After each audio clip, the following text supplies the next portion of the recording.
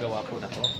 Well, if this is the price that I have to pay for standing on my own principles and what I believe in, so be it. Hmm. Ano po ang advice ng abogado nyo ngayon, sir? Well, I have to consult my lawyer.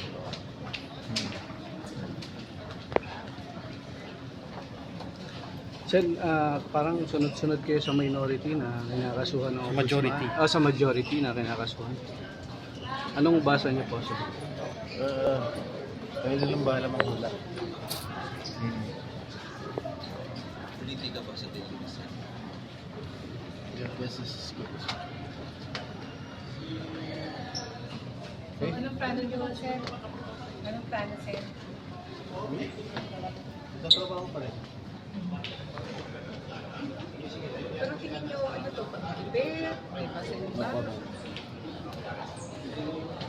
Nako.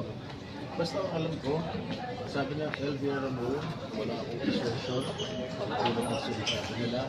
Ang first Blue Ribbon Committee, yung binulgar ni Bryce Fernandez sa House na meron akong insertion.